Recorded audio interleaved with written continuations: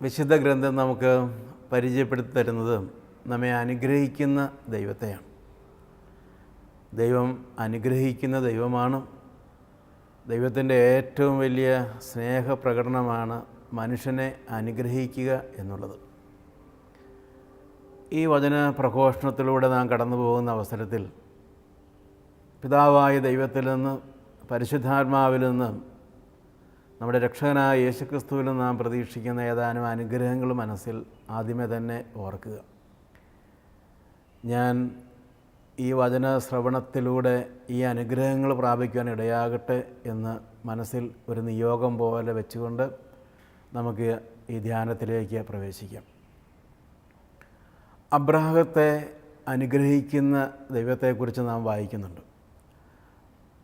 ഉൽപ്പത്തിയുടെ പുസ്തകം 12:2 നാം വായിക്കുകയാണ്, ദൈവം അബ്രാഹത്തെ അനുഗ്രഹിച്ചു.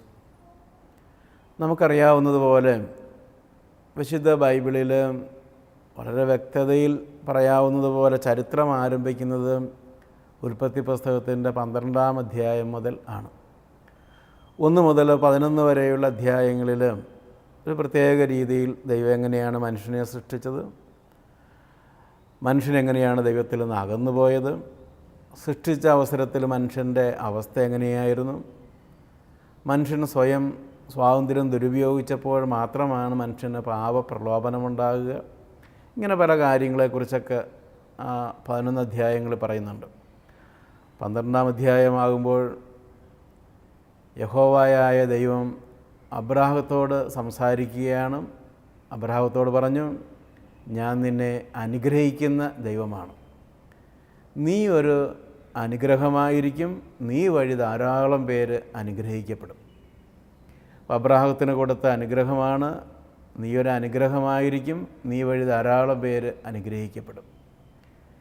അബ്രാഹത്തെ അനുഗ്രഹിക്കുകയും അബ്രാഹത്തെ ഒരു അനുഗ്രഹമാക്കി മാറ്റുകയും ചെയ്തു. പിന്നീടുള്ള അബ്രാഹത്തിൻ്റെ ജീവിതം പരിശോധിക്കുമ്പോൾ നമുക്കത് കാണാനായിട്ട് പറ്റും. അബ്രാഹം വഴി ധാരാളം പേര് അനുഗ്രഹിക്കപ്പെടുന്നുണ്ട്. ബൈബിൾ പറയുകയാണ്, പുതിയ നിയമത്തിലേക്ക് വരുമ്പോൾ നാം അത് കാണുന്നു. അബ്രാഹത്തിന് കൊടുത്ത അനുഗ്രഹങ്ങൾ ഓരോ ക്രിസ്ത്യാനിക്കും അവകാശപ്പെട്ട അനുഗ്രഹമാണ്. ഗലാത്യർക്ക് എഴുതിയ ലേഖനം 3:9 നാം വായിക്കുന്നുണ്ട്. ഗലാത്യർ 3:9 അവിടെ നാം വായിക്കുകയാണ്, അബ്രാഹത്തിനുള്ള അനുഗ്രഹം യേശുക്രിസ്തുവിലൂടെ എല്ലാ ക്രിസ്ത്യാനികൾക്കും സ്വന്തമാക്കാനായിട്ട് പറ്റും, എല്ലാ മനുഷ്യർക്കും സ്വന്തമാക്കാനായിട്ട് പറ്റും. യേശുക്രിസ്തുവിൽ വിശ്വസിക്കുന്നത് വഴി അബ്രാഹത്തിന് ദൈവം കൊടുത്ത അനുഗ്രഹത്തിൽ നമുക്ക് പങ്കുചേരാനായിട്ട് പറ്റും. അങ്ങനെയാണെങ്കിൽ അബ്രാഹത്തോട് പറഞ്ഞ അതേ അനുഗ്രഹം തന്നെ നമ്മോട് ദൈവം പറയുന്നുണ്ട്, നീ ഒരു അനുഗ്രഹമായിരിക്കും, നിന്നെ ഞാൻ അനുഗ്രഹിക്കുന്നു, നീ വഴി ധാരാളം പേര് അനുഗ്രഹിക്കപ്പെടും, നിൻ്റെ കുടുംബം അനുഗ്രഹിക്കപ്പെടും, നീയുമായി ബന്ധപ്പെട്ട ആളുകൾക്ക് നീ ഒരു സന്തോഷ വിഷയവും അനുഗ്രഹവുമായി തീരും എന്ന് ദൈവം പറയുകയാണ്. 2 കൊറിന്ത്യർ 9:8 നാം വായിക്കുന്നു, എല്ലാ അനുഗ്രഹങ്ങളും സമൃദ്ധമായി തരാൻ കഴിവുള്ളവനാണ് ദൈവം. നമുക്ക് ആവശ്യമുള്ള എല്ലാ അനുഗ്രഹങ്ങളും, ആരോഗ്യം, വീട്, ആഹാരം, മക്കൾ, നമുക്ക് ആവശ്യമുള്ളതെല്ലാം സമൃദ്ധമായി തരാനായിട്ട്, വെറുതെ അല്ല, സമൃദ്ധമായി തരാനായി കഴിവുള്ളവനാണ് ദൈവം. ഹെബ്രായർ 6:14 നാം വായിക്കുന്നു, നിശ്ചയമായും ദൈവം നിന്നെ അനുഗ്രഹിക്കും. ദൈവം അനുഗ്രഹിക്കുന്നവരാണ്. നാം നമ്മുടെ മനസ്സിൽ ഉറച്ച് വിശ്വസിക്കേണ്ട ഒരു കാര്യമാണ്, നിശ്ചയമായും ദൈവം എന്നെ അനുഗ്രഹിക്കും. പല ആളുകളും ജീവിതത്തിൻ്റെ ചില പ്രത്യേക മേഖലകളിൽ എത്തുന്ന അവസരത്തിൽ ഒരുപക്ഷെ ഒരു പ്രാർത്ഥനയിൽ ശരണപ്പെടുന്ന ആൾക്കാരാകാം. കുറേ നാൾ പ്രാർത്ഥിച്ചു, അത് കഴിഞ്ഞ് അവർ നിരാശയിലേക്ക് പോയെന്നിരിക്കാം. അവരോട് ബൈബിള് തറപ്പിച്ച് പറയുകയാണ്. ഹെബ്രായർ 6:14 പറയുന്നു, നിശ്ചയമായും ദൈവം നിന്നെ അനുഗ്രഹിക്കും. ശരിയാണ്, ഇപ്പോൾ നീ ചില ബുദ്ധിമുട്ടിലൂടെയൊക്കെയാണ് കടന്നു പോകുന്നത്. അബ്രാഹത്തിൻ്റെ ജീവിതത്തിനും ചില പ്രശ്നങ്ങളൊക്കെ ഉണ്ടാകുന്നുണ്ട്, രാജാക്കന്മാരുമായി ബന്ധപ്പെട്ടൊക്കെ. പക്ഷേ അവിടെയൊക്കെ അബ്രാഹം വിജയിയായി മാറുകയാണ്, അനുഗ്രഹിക്കപ്പെടുകയാണ്. ദൈവം അബ്രാഹത്തോട് സംസാരിക്കുകയാണ്, ദൈവം അബ്രാഹത്തിന് ജ്ഞാനം പറഞ്ഞു കൊടുക്കുകയാണ്. എങ്ങനെയാണ് ഈ പ്രശ്നങ്ങൾ പരിഹരിക്കേണ്ടതെന്ന് ദൈവം അബ്രാഹത്തിന് ഓരോ അവസരത്തിലും മാർഗനിർദ്ദേശം നൽകുന്നതായി നമുക്ക് കാണാനായിട്ട് പറ്റും. വിശുദ്ധ ബൈബിളിൽ യേശുക്രിസ്തുവിനെക്കുറിച്ച് പറയുമ്പോൾ യേശുക്രിസ്തുവും അനുഗ്രഹിക്കുന്ന ദൈവമാണ്. കുഞ്ഞുങ്ങളെ അനുഗ്രഹിക്കുന്ന യേശുക്രിസ്തുവിനെക്കുറിച്ച് നാം വായിക്കുന്നുണ്ട്.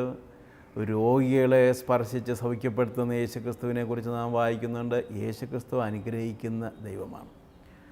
യേശുക്രിസ്തു തന്നെ അവകാശപ്പെട്ടത് യോഹന്നാൻ്റെ സുവിശേഷത്തിൽ യേശുക്രിസ്തു തന്നെ പറയുന്നത്, ഞാൻ പിതാവ് ചെയ്യാൻ ആഗ്രഹിക്കുന്ന കാര്യങ്ങളാണ് ചെയ്യുന്നത്. ഞാൻ പറയുന്നതെല്ലാം പിതാവ് പറയാൻ ആഗ്രഹിക്കുന്ന കാര്യങ്ങളാണ് ഞാൻ പറയുന്നത്. നിങ്ങൾ എന്നെ കാണുമ്പോൾ പിതാവിനെ തന്നെയാണ് കാണുന്നതെന്ന് യേശുക്രിസ്തു ആവർത്തിച്ച് യോഹന്നാൻ്റെ സുവിശേഷത്തിൽ പ്രത്യേകിച്ച് പല പ്രാവശ്യം യേശുക്രിസ്തു പറയുന്നുണ്ട്. ലൂക്കായുടെ സുവിശേഷം 24:51 നാം വായിക്കുകയാണ്. ലൂക്ക 24:51 യേശുക്രിസ്തുവിൻ്റെ മരണം, ഉയർപ്പ്, സ്വർഗത്തിലേക്കുള്ള ആരോഹണം. സ്വർഗത്തിലേക്ക് ആരോഹണം ചെയ്യുന്നതിന് മുമ്പ് യേശുക്രിസ്തു എന്താ ചെയ്തതെന്ന് പറയുന്നുണ്ട്. അവരെ അനുഗ്രഹിച്ചുകൊണ്ട് യേശു സ്വർഗത്തിലേക്ക് കരയേറിപ്പോയി. ശിഷ്യന്മാരുടെ മുമ്പിൽ, അപ്പസ്തോലന്മാരുടെ മുമ്പിൽ, പരിശുദ്ധ അമ്മയുടെ മുമ്പിലൊക്കെ നിൽക്കുന്ന യേശുക്രിസ്തുവിൻ്റെ ഏറ്റവും അവസാന ചിത്രം ഇതാണ്. അവരെ അനുഗ്രഹിച്ചുകൊണ്ട് സ്വർഗത്തിലേക്ക് പോകുന്ന യേശുക്രിസ്തു, സ്വർഗത്തിലിരുന്നും അവരെ അനുഗ്രഹിക്കുന്ന യേശുക്രിസ്തു. അപ്പോൾ യേശുക്രിസ്തുവിനെക്കുറിച്ച് ഓർക്കുമ്പോഴും നമ്മുടെ മനസ്സിൽ നാം സൂക്ഷിക്കേണ്ട ഏറ്റവും പ്രധാനപ്പെട്ട ചിത്രങ്ങളിൽ ഒന്നും നമ്മെ അനുഗ്രഹിക്കുന്ന യേശുക്രിസ്തുവാണ്. കുരിശിൽ സഹിക്കുന്ന യേശുക്രിസ്തു, കുരിശ് വഹിക്കുന്ന യേശുക്രിസ്തു, കുരിശിൽ വേദനാപൂർവകമായ മരണത്തിലൂടെ മനുഷ്യവർഗത്തിൻ്റെ പാപത്തിന് പരിഹാരം ചെയ്യുന്ന യേശു. ഇങ്ങനെ യേശുക്രിസ്തുവിനെക്കുറിച്ചുള്ള അനേക ചിത്രങ്ങൾ നമ്മുടെ മനസ്സിലുണ്ട്. എങ്കിലും വിശുദ്ധ ലൂക്കായുടെ സുവിശേഷം നമുക്ക് തരുന്ന യേശുക്രിസ്തുവിനെ സംബന്ധിച്ചുള്ള ഏറ്റവും അവസാനത്തെ ചിത്രം ഇതാണ്. അനുഗ്രഹിച്ചുകൊണ്ട് നിൽക്കുന്ന യേശുക്രിസ്തു. അങ്ങനെ അനുഗ്രഹിച്ച് സ്വർഗത്തിലേക്ക് കരയേറിപ്പോകുന്ന യേശുക്രിസ്തുവിൻ്റെ ചിത്രമാണ് നമുക്ക് വിശുദ്ധ ലൂക്കാ സുവിശേഷം തരിക. യേശുക്രിസ്തു അനുഗ്രഹിക്കുന്ന ദൈവമാണ്. അബ്രാഹത്തിനുള്ള അനുഗ്രഹം നമുക്കുള്ളതാണെന്ന് ഗലാത്യർ 3:9 നാം വായിക്കുന്നുണ്ട്. നിശ്ചയമായി നിന്നെ അനുഗ്രഹിക്കുമെന്ന് ബൈബിൾ പറയുന്നുണ്ട്. എങ്ങനെ നമുക്ക് അബ്രാഹത്തിൻ്റെ അനുഗ്രഹങ്ങൾ സ്വന്തമാക്കാനായിട്ട് പറ്റും? തീർച്ചയായും നാം അത് മനസ്സിലാക്കിയിരിക്കേണ്ടതാണ്. ദൈവം അനുഗ്രഹിക്കുന്നു എന്നുള്ളത് ശരിയാണ്. പക്ഷേ എങ്ങനെ എനിക്ക് ഈ അനുഗ്രഹം ദൈവത്തിൻ്റെ കയ്യിൽ നിന്ന് വാങ്ങിച്ചെടുക്കാനായിട്ട് പറ്റും? അബ്രാഹം എങ്ങനെയാണ് അനുഗ്രഹിക്കപ്പെട്ടവനായി തൻ്റെ ജീവിതത്തിൽ വിജയിയായി മാറിയതെന്ന് പരിശോധിക്കുമ്പോൾ നമുക്കും എങ്ങനെ അനുഗ്രഹം പ്രാപിക്കാൻ പറ്റുമെന്ന് മനസ്സിലാക്കാനായി സാധിക്കും. ഹെബ്രായർക്ക് എഴുതിയ ലേഖനത്തിൽ 11-ാം അധ്യായത്തിൽ അബ്രാഹത്തിൻ്റെ വിശ്വാസത്തെക്കുറിച്ച് നീണ്ട ഒരു വിവരണം നമുക്ക് വായിക്കാനായിട്ട് പറ്റും. വേറെ ചില പൂർവ്വപിതാക്കന്മാരെക്കുറിച്ചൊക്കെ അവിടെ നാം വായിക്കുന്നുണ്ട്. എന്നാൽ അവിടെ അധികമായി പറയുന്നത് അബ്രാഹത്തിൻ്റെ വിശ്വാസവും ആ വിശ്വാസം വഴി എങ്ങനെയാണ് അബ്രാഹം അനുഗ്രഹിക്കപ്പെട്ടത് എന്നാണ്. അവിടെ അബ്രാഹത്തിൻ്റെ വിശ്വാസത്തെയും വിശ്വാസത്തെ പൊതുവേയും ഒക്കെ നിർവചിക്കുന്നുണ്ട്. കാണപ്പെടാത്തത് ഉണ്ട്, പ്രത്യാശിക്കുന്നവ ലഭിക്കും എന്നുള്ള ഉറപ്പാണ് വിശ്വാസം. ഹെബ്രായർ 11:1 നാം വായിക്കുകയാണ്. കാണപ്പെടാത്തത് ഉണ്ട്, പ്രത്യാശിക്കുന്നവ ലഭിക്കും എന്നുള്ള ഉറപ്പാണ്. വിശ്വാസം വഴി കൃപയാലാണ് നിങ്ങൾ രക്ഷിക്കപ്പെട്ടിരിക്കുന്നത്. അപ്പോൾ നമ്മുടെ പ്രാർത്ഥനാ ജീവിതത്തിലും അനുഗ്രഹം പ്രാപിക്കാനും ഇത് വളരെ പ്രധാനപ്പെട്ടൊരു തത്വമാണ്. വിശ്വാസം വഴി ലഭിക്കുന്ന കൃപയാലാണ് നിങ്ങൾ അനുഗ്രഹം പ്രാപിക്കുന്നത്, പാപമോചനം പ്രാപിക്കുന്നത്, നിങ്ങളുടെ പ്രാർത്ഥന ദൈവം കേൾക്കുന്നത് എല്ലാം വിശ്വാസം വഴിയുള്ള കൃപയാലാണ്. കാണപ്പെടാത്തവ ഉണ്ട്, പ്രത്യാശിക്കുന്നവ നിങ്ങൾക്ക് ലഭിക്കും. ഒരിക്കലൊരു സഹോദരി ഒരു വികാരിയച്ഛൻ്റെ അടുത്ത് എന്ന് പറഞ്ഞു, എനിക്ക് ദൈവം ഒരു വീട് തന്നു എന്ന് പറഞ്ഞു. അച്ഛനറിയാം അവർക്ക് സ്വന്തമായി വീടില്ലെന്ന് അച്ഛനറിയാം. അച്ഛന് അത്ഭുതം പോലെ തോന്നി. പക്ഷേ അച്ഛൻ ചോദിച്ചു, എന്നാണ് ഞാൻ വന്ന് ആ വീട് ആശീർവദിക്കേണ്ടത്? അപ്പോൾ ആ സഹോദരി പറഞ്ഞു, വീട് ദൈവം തന്നിട്ടുണ്ട്, പക്ഷേ ഇത് എൻ്റെ കയ്യിൽ കിട്ടിയിട്ടില്ല. അപ്പോൾ അച്ഛന് അത്ഭുതം പോലെ തോന്നി, എന്താണ് ഈ സഹോദരി ഇങ്ങനെ പറയുന്നത്? അപ്പോൾ അവൾ പറഞ്ഞു, ഞാൻ ഹെബ്രായർക്ക് എഴുതിയ ലേഖനം 11 അനുസരിച്ച് ആണിത് പറയുന്നത്. പ്രത്യാശിക്കുന്നവ ഉണ്ട്, ഞാൻ പ്രാർത്ഥിച്ചത് എനിക്ക് തീർച്ചയായും ലഭിക്കും. കാണപ്പെടാത്തത് ഉണ്ട്, പ്രത്യാശിക്കുന്നവ എനിക്ക് ലഭിക്കും. ആ ഒരു വിശ്വാസം എന്നിൽ കഴിഞ്ഞ രാത്രിയിൽ വളരെ ശക്തിപ്പെടാനായിട്ട് തുടങ്ങി. ആ വിശ്വാസം കൊണ്ടാണ് ഞാൻ പറഞ്ഞത് എനിക്കൊരു വീട് കിട്ടിയെന്ന് പറഞ്ഞത്. അച്ഛൻ പറഞ്ഞു, തീർച്ചയായും ദൈവം നിങ്ങൾക്ക് വീട് തന്നിട്ടുണ്ട്, നമുക്കത് തീർച്ചയായും ആശീർവദിക്കാനായിട്ട് പറ്റും. അതുകൊണ്ട് സഹോദരി ആ വിശ്വാസത്തിൽ മുന്നോട്ട് പോവുക. ആ അച്ഛൻ പിന്നീട് പറഞ്ഞൊരു കാര്യം ഓർക്കുകയാണ്. അച്ഛൻ അവിടെ നിന്ന് പോരുന്നത് ഏതാണ്ട് 2.5 കൊല്ലവും കൂടി കഴിഞ്ഞ ശേഷമാണ് ആ ഇടവകയിൽ നിന്ന്. അതിനു മുമ്പ് അച്ഛന് ആ സഹോദരിക്ക് സാമാന്യം കൊള്ളാവുന്ന ഒരു വീട് വെഞ്ചരിച്ച് നൽകാനായി പറ്റി. നാം വിശ്വാസം വഴി ദൈവത്തിൽ നിന്ന് അനുഗ്രഹങ്ങൾ പ്രാപിക്കുകയാണ്. ഉദാഹരണത്തിന് ഒരു വീട് വേണ്ട ആൾ ആ സഹോദരി ആ അച്ഛനോട് പറഞ്ഞതനുസരിച്ചാണ് ഇങ്ങനെയാണ് ചെയ്തത്. അവൾക്കൊരു വീട് ആവശ്യമാണ്, കാരണം 3 കുട്ടികളുണ്ട്, ഭർത്താവുണ്ട്, താമസിക്കാനായിട്ട് കൊള്ളാവുന്നൊരു വീടില്ല. അവൾ ഭാവനയിലൊരു വീട് കണ്ട് ആ വീടിൻ്റെ ചുറ്റും നടന്ന് വിശ്വാസ പ്രമാണം ചൊല്ലി പ്രാർത്ഥിക്കുന്നതായി കണ്ടു. ആ വീടിനകത്തെ മുറികളിലിരുന്ന് പ്രാർത്ഥിക്കുന്നതായി അവൾ ഭാവനയിൽ കണ്ടു. ആ മുറിയുടെ അകത്തിരുന്ന് അവൾ ആഹാരം പാകം ചെയ്യുന്നു, കുട്ടികൾ ഒരുമിച്ച് ഭർത്താവ് ഒരുമിച്ച് ആഹാരം കഴിക്കുന്നു. ഇതെല്ലാം ഭാവനയിൽ കണ്ട് പ്രാർത്ഥിക്കാനായിട്ട് തുടങ്ങി. ഏതോ രീതിയിൽ ഭർത്താവിലും വലിയ വ്യത്യാസം വരികയാണ്. അവർ ആ വീടിന് വേണ്ടിയുള്ള ശ്രമം തുടങ്ങിയാണ്. വളരെ അത്ഭുതകരമായ രീതിയിൽ വീടിൻ്റെ പണി തുടങ്ങാനും പൂർത്തിയാക്കാനും ദൈവം കൃപ കൊടുക്കുകയാണ്. അപ്പോൾ അനുഗ്രഹം വേണ്ട ആളുകൾ വിശ്വാസത്തിലൂടെ അത് ആരംഭിക്കണം. പൗലോസ്ലീഹ പറയുന്നുണ്ട്, പ്രാർത്ഥിക്കുമ്പോൾ തന്നെ കിട്ടി എന്ന് കരുതി നന്ദി പറയാനായിട്ട് ആരംഭിക്കും. തീർച്ചയായും പ്രവൃത്തിയില്ലാത്ത പ്രാർത്ഥന ചത്ത പ്രാർത്ഥനയാണെന്ന് യാക്കോബ് ശ്ലീഹ പറയുന്നുണ്ട്. അങ്ങനെ പ്രാർത്ഥിക്കുന്ന ആളുകൾ ദൈവം തരുന്ന പ്രവർത്തന സാധ്യതകളെ ഉപയോഗപ്പെടുത്തണം. അതും വളരെ പ്രധാനപ്പെട്ടൊരു കാര്യമാണ്. അബ്രാഹാം ഒന്നും തൻ്റെ മുമ്പിൽ കാണാതെ തൻ്റെ വീട് വിട്ട് നാട് വിട്ട് ദൈവം തരുമെന്ന് പറഞ്ഞ ഒരു ദേശത്തേക്ക് യാത്ര ചെയ്തൊരു വ്യക്തിയാണ്. ദൈവം അബ്രാഹത്തെ സമൃദ്ധമായിട്ട് അനുഗ്രഹിച്ചു. അബ്രാഹത്തിൻ്റെ കൂടെ കുറേ വേലക്കാരും ലോത്തും അതുപോലെ തന്നെ ഒരുപക്ഷെ അല്പം ചില സാമ്പത്തിക മേഖലകളും ആടുമാടുകളൊക്കെ അബ്രാഹാം കൊണ്ടുവന്നിട്ടുണ്ടാകും. എന്നാൽ പിന്നീടുള്ള അബ്രാഹത്തിൻ്റെ വളർച്ച നാം കാണുന്നത് വളരെ അത്ഭുതകരമായ വളർച്ചയാണ്. വിശ്വാസം വഴിയാണ് അബ്രാഹാം അനുഗ്രഹം നേടിയെടുത്തത്. എങ്ങനെ വിശ്വാസം വഴി നമുക്ക് അനുഗ്രഹം നേടിയെടുക്കാമെന്നാണ് ആ സ്ത്രീയുടെ ഒരു ഉദാഹരണത്തിലൂടെ ഞാൻ പറയാനായിട്ട് ശ്രമിച്ചത്. ചില ആൾക്ക് തോന്നിയേക്കാം അതൊക്കെ സംഭവിക്കാൻ പോണ കാര്യമാണ്, ഒറ്റപ്പെട്ട കാര്യങ്ങളല്ലേ, ഒരു ചക്ക വീണപ്പോൾ മുയൽ ചത്തു, അതുകൊണ്ട് എപ്പോഴും അങ്ങനെ സംഭവിക്കുമോ? ബൈബിളിലെ വാഗ്ദാനമാണ്, അത് നിറവേറും.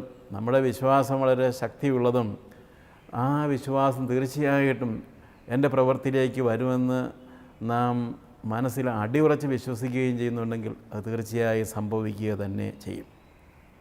അബ്രാഹാം എങ്ങനെയാണ് അനുഗ്രഹിക്കപ്പെട്ടതെന്ന് മനസ്സിലാക്കാനായിട്ട് രണ്ടാമത് അബ്രാഹാം ചെയ്ത കാര്യം വളരെ പ്രധാനപ്പെട്ട കാര്യമാണ്. അബ്രാഹാം ഒരിക്കലും ഒരു വലിയൊരു വിജയം നേടുകയാണ്. അബ്രാഹത്തിന് ധാരാളം സമ്പത്ത് കിട്ടുകയാണ്. ആ സമ്പത്തൊക്കെ ആയിട്ട് അബ്രാഹാം വരുന്ന അവസരത്തിൽ അബ്രാഹാം തനിക്ക് കിട്ടിയ സമ്പത്തിൻ്റെ എല്ലാം ദശാംശം പുരോഹിതനായ മൽക്കിസദേക്കിന് കൊടുക്കുകയാണ്.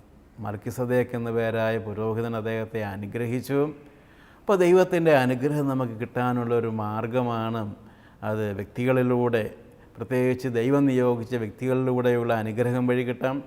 ആ അനുഗ്രഹം കിട്ടാനുള്ളൊരു മാർഗമായിട്ട്, ദൈവത്തിൻ്റെ അനുഗ്രഹം കിട്ടാനുള്ള ഒരു മാർഗമായിട്ട് ബൈബിൾ പറയുന്നത് സമ്പത്തിൻ്റെ ദശാംശം മാറ്റിവെച്ച് ദൈവശുശ്രൂഷ ചെയ്യുക, നമ്മേക്കാൾ ദരിദ്രരായ ആളുകളെ സഹായിക്കുക, പാവങ്ങളെ ശുശ്രൂഷിക്കാൻ വേണ്ടി അത് ഉപയോഗിക്കുക, ദേവാലയവുമായി ബന്ധപ്പെട്ട കാര്യങ്ങൾക്ക് ബൈബിള് വിതരണം ചെയ്യാനായിട്ട്, വചനോത്സവം, ഡിവൈൻ വോയിസ് തുടങ്ങിയ മാസികകളൊക്കെ വാങ്ങിച്ച് ആളുകൾ കൊടുക്കാനായിട്ട്, ശാലോം തുടങ്ങിയുള്ള പ്രസിദ്ധീകരണങ്ങൾ, അതുപോലെ തന്നെ ധ്യാനത്തിലേക്ക് ആൾക്കാരെ വിടാനായിട്ട്, ഈ രീതിയിലെല്ലാം നമുക്ക് ധാരാളം പേരെ സഹായിക്കാനായിട്ട് പറ്റും. നമ്മുടെ ദശാംശം അതിനായിട്ട് മാറ്റിവെക്കുകയും മലാക്കിയുടെ പുസ്തകത്തിൽ നാം ഈ കാര്യം വളരെ വ്യക്തതയിൽ വായിക്കുന്നുണ്ട്.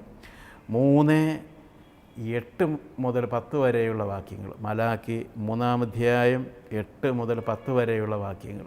നിൻ്റെ ദശാംശം നീ ദൈവസന്നിധിയിലേക്ക് കൊണ്ടുവരിക, ദൈവം നിന്നെ സ്വർഗ കവാടം തുറന്ന് അനുഗ്രഹിക്കുകയില്ലേ എന്ന് പരിശോധിച്ച് നോക്കുക. അപ്പോൾ ദശാംശം നൽകുമ്പോൾ അതൊരു വിതയ്ക്കുന്നത് പോലെയാണ്. എന്തുമാത്രം നാം വിതയ്ക്കുന്നുവോ അതനുസരിച്ച് ദൈവം നമുക്ക് തരികയാണ്. ഒരിക്കലും ഒരു സഹോദരി ദശാംശം കൊടുക്കുന്നതിനെക്കുറിച്ച് എന്നോട് പറഞ്ഞ ഒരു ഉദാഹരണം പെട്ടെന്ന് ഞാൻ ഓർക്കുന്ന അവരുടെ ജീവിതത്തിലെ ഒരു അനുഭവം. അവർ പലഹാരം ഉണ്ടാക്കി കൊണ്ട് നടന്ന് വിൽക്കുന്ന ഒരു സ്ത്രീയായിരുന്നു. അവൾക്കൊരു ദിവസം പലഹാരം കൊണ്ട് നടന്ന് വിറ്റ് കഴിഞ്ഞാൽ ഏതാണ്ട് 250 രൂപ കിട്ടുമായിരുന്നു. അവരതിൻ്റെ ദശാംശം കണക്കാക്കി 25 രൂപ നല്ല കാര്യങ്ങൾക്ക് വേണ്ടി ചിലവഴിക്കാനായിട്ട് തുടങ്ങി. ദേവാലയവുമായി ബന്ധപ്പെട്ട കാര്യങ്ങൾക്ക് അവൾക്ക് ആകെയുള്ളത് 250 രൂപയാണ് വരുമാനം കിട്ടുന്നത്. അതിനകത്ത് നിന്ന് 25 രൂപ തന്നേക്കാൾ പാവപ്പെട്ട സ്ത്രീകൾക്കൊക്കെ കൊടുക്കാനൊക്കെ തുടങ്ങി. അവർ പറയുകയാണ് 5 കൊല്ലം കൊണ്ട് സ്വന്തമായൊരു ബേക്കറി ഉണ്ടാക്കാനായിട്ടും അതിൻ്റെ ഉടമയായി തീരാനായി സാധിച്ചു. മൂത്ത മകനും ഭർത്താവും അതിനോട് സഹകരിക്കാനായിട്ടിടയായി തീർന്നു. ദശാംശം കൊടുക്കുന്ന ആളുകൾക്ക് സാമ്പത്തികമായ അനുഗ്രഹമുണ്ടാകും. ഒരുപക്ഷെ നമ്മുടെ വരുമാനം ആ സ്ത്രീയുടേതുപോലെ വളരെ ചെറിയൊരു വരുമാനമാകും. ഒരു കൊട്ടയ്ക്കകത്ത് കുറച്ച് പലഹാരം കൊണ്ടുപോയി വിൽക്കുന്ന അവസ്ഥയിലായിരിക്കാം നാം. എന്നാൽ അതിൻ്റെ പോലും ദശാംശം കൃത്യമായി മാറ്റിവെച്ച് നാം ശുശ്രൂഷ ചെയ്യാനായിട്ട് ആരംഭിച്ചു കഴിഞ്ഞാൽ വളരെ അത്ഭുതകരമായ ദൈവത്തിൻ്റെ ഇടപെടൽ 3-4 കൊല്ലം കൊണ്ട് ഈ സ്ത്രീ പറയുന്നതനുസരിച്ചാണ് 5 കൊല്ലം കൊണ്ട് അവൾ സ്വന്തമായൊരു ബേക്കറിയുടെ ഉടമയായി മാറുകയാണ്. മൂന്നാമതായി അബ്രാഹാം എങ്ങനെയാണ് അനുഗ്രഹിക്കപ്പെട്ടതെന്ന് ബൈബിളിൽ നാം വായിക്കുന്നുണ്ട്. അബ്രാഹാം ദൈവത്തെ അനുസരിക്കാൻ തയ്യാറായി. ദൈവം നൽകിയ നിർദ്ദേശങ്ങൾ അബ്രാഹാം പാലിച്ചു. തൻ്റെ ഉത്തരവാദിത്തങ്ങൾ പാലിക്കാൻ തയ്യാറായി. ലോത്തുമായുള്ള ബന്ധത്തിൽ, സ്ഥലം വീതം വയ്ക്കുന്ന അവസരത്തിൽ, ചില ത്യാഗങ്ങൾ സ്വയം ഏറ്റെടുക്കേണ്ടി വന്ന അവസരത്തിൽ അബ്രാഹാം അതൊക്കെ ദൈവഹിതപ്രകാരം അനുസരിക്കാനായിട്ട് തയ്യാറാകുകയാണ്, നിർവഹിക്കാൻ തയ്യാറാകുകയാണ്. മത്തായിയുടെ സുവിശേഷം 10:38 നാം ഇങ്ങനെ വായിക്കുന്നുണ്ട്, നിൻ്റെ സ്വന്തം കുരിശെടുത്ത് എൻ്റെ പിന്നാലെ വരിക. അബ്രാഹത്തിനോട് ദൈവം പറഞ്ഞത് തീർച്ചയായും വളരെ ഉത്തരവാദിത്തമുള്ള, വളരെ പ്രയാസമുള്ളൊരു കാര്യമാണ് പറഞ്ഞത്. അത്രയും നാൾ വളർന്നു വന്ന നാട്, അദ്ദേഹത്തിനുള്ള അവിടെയുള്ള വീതം, അദ്ദേഹത്തിൻ്റെ പിതാവിൽ നിന്ന് കിട്ടാവുന്ന, കുടുംബത്തിൽ നിന്ന് കിട്ടാവുന്ന സമ്പത്ത്, അതെല്ലാം അദ്ദേഹം വിട്ടിട്ടാണ് ദൈവത്തിൻ്റെ പിന്നാലെ ദൈവം പറഞ്ഞതനുസരിച്ച് തൻ്റെ കുരിശെടുത്ത് അദ്ദേഹത്തിൻ്റെ ജീവിതത്തിൽ ദൈവം അദ്ദേഹത്തെ ഏൽപ്പിച്ച ഉത്തരവാദിത്തങ്ങളും സ്വയം ഏറ്റെടുത്തുകൊണ്ട് യേശുക്രിസ്തുവിൻ്റെ പിന്നാലെ അബ്രാഹാം ദൈവത്തിൻ്റെ പിന്നാലെ പുറപ്പെടുന്നത്.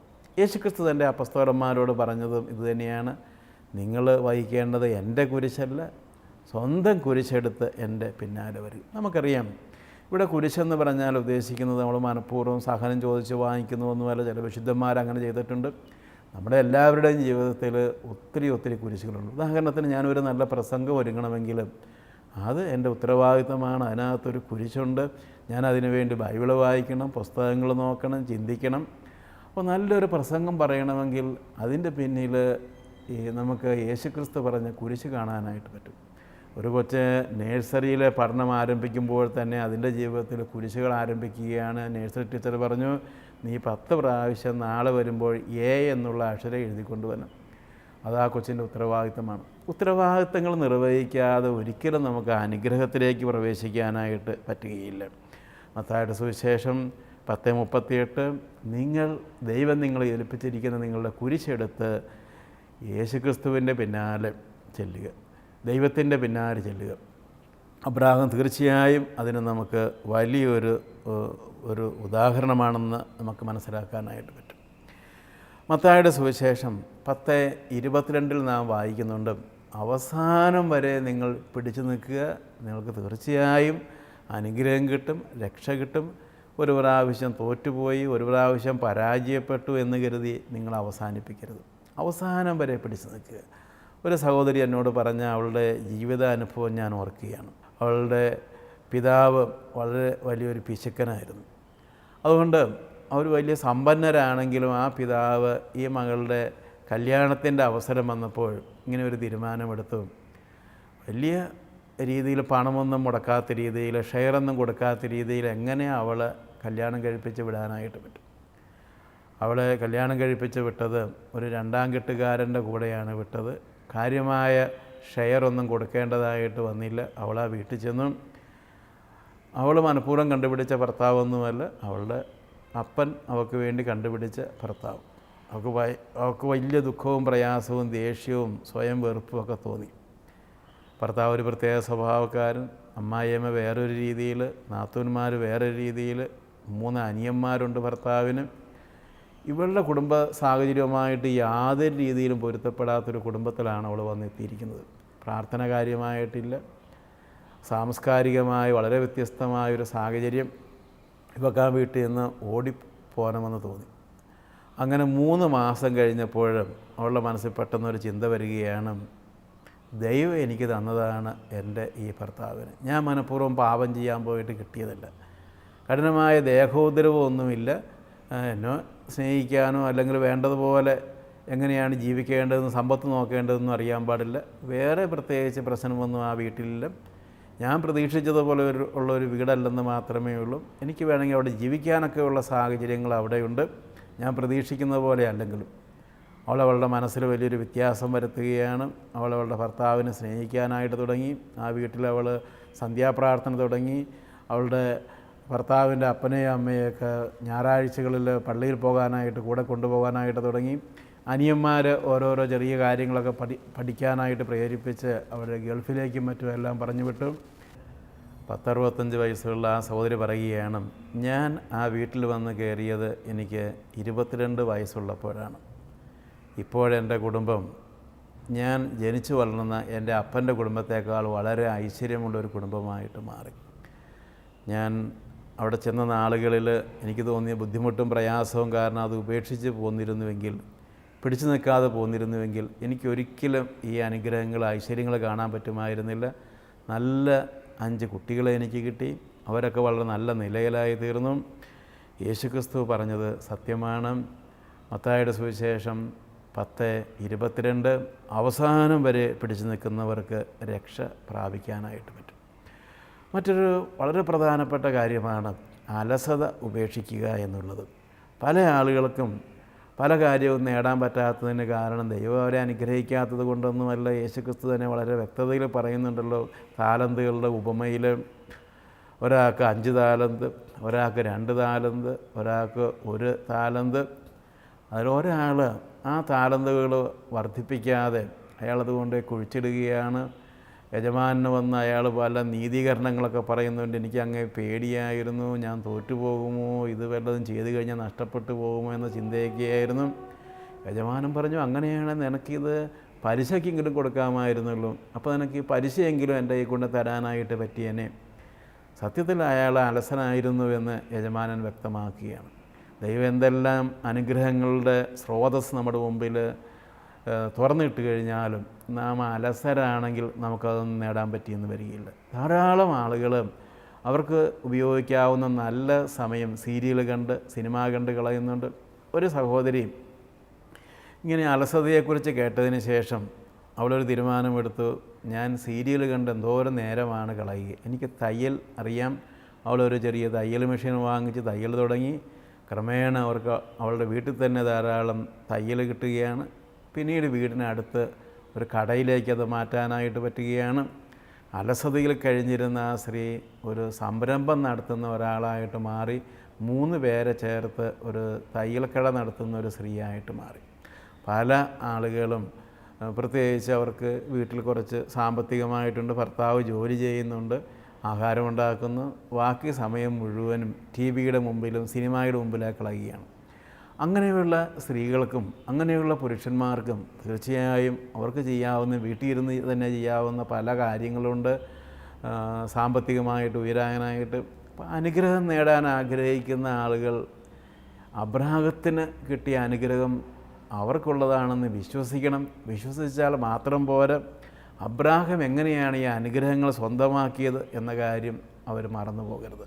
ചില ആളുകൾ വളരെ അലസമായ സംസാരം വഴി ഒത്തിരി സമയം കളയുന്നുണ്ട്. ജെറമയ 15:19 വായിക്കുന്നു, അലസമായി സംസാരിക്കുന്ന ആളുകൾക്ക് അവരുടെ നാവിൽ ദൈവം വെച്ചിരിക്കുന്ന അനുഗ്രഹങ്ങൾ, ദൈവത്തിൻ്റെ നാവ് പോലെ പ്രവർത്തിക്കാനുള്ള സാധ്യത അവർ നഷ്ടപ്പെടുത്തുകയാണ് ചെയ്യുന്നത്.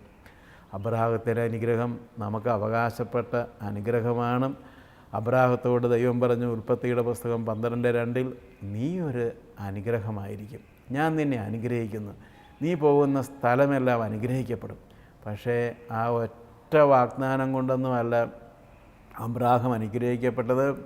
അബ്രാഹം വിശ്വാസത്തോടുകൂടെ ദൈവത്തിൻ്റെ പിന്നാലെ പ്രത്യാശിക്കുന്നവർ, ദൈവം പറഞ്ഞ കാര്യങ്ങൾ, എൻ്റെ മനസ്സിൽ ഞാൻ കാണുന്ന കാര്യങ്ങൾ സംഭവിക്കുമെന്ന് വിശ്വസിച്ച് അത് നടക്കുന്ന ദിവസം മനസ്സിൽ കണ്ട് മുന്നോട്ട് പോയവനാണ്.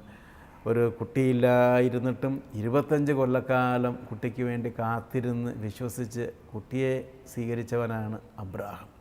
അതുപോലെ തന്നെ തൻ്റെ സമ്പത്തിൻ്റെ ദശാംശം കൊടുക്കാനായിട്ട് തയ്യാറായി.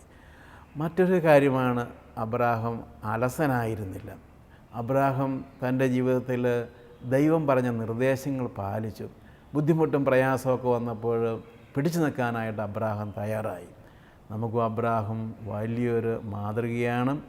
അബ്രാഹത്തിൻ്റെ ഈ അനുഗ്രഹം നമുക്ക് സ്വന്തമാക്കാനായിട്ട് പ്രാർത്ഥിക്കാം. പിതാവായ ദൈവമേ, ഞങ്ങൾക്കെല്ലാവർക്കും അങ്ങ് വാഗ്ദാനം ചെയ്തിരിക്കുന്ന അനുഗ്രഹമാണെന്ന് ഞങ്ങൾക്കറിയാം. ഞങ്ങൾ രോഗാവസ്ഥയിൽ, സാമ്പത്തിക ബുദ്ധിമുട്ടുകൾ, എന്നാൽ പലപ്പോഴും ഞങ്ങൾ ഈ അനുഗ്രഹങ്ങൾ ഞങ്ങൾക്കുള്ളതാണെന്ന് മനസ്സിലാക്കാതെ, ഇങ്ങനെ ഒരു അനുഗ്രഹത്തിൻ്റെ സാധ്യത പോലും ഉണ്ടെന്ന് മനസ്സിലാക്കാതെ, ഞങ്ങൾക്ക് ലഭിക്കാൻ സാധ്യതയുള്ള വീട്, ആരോഗ്യം, ഇവയെക്കുറിച്ചൊന്നും സ്വപ്നം പോലും കാണാതെ മുന്നോട്ട് പോയിട്ടുണ്ട്.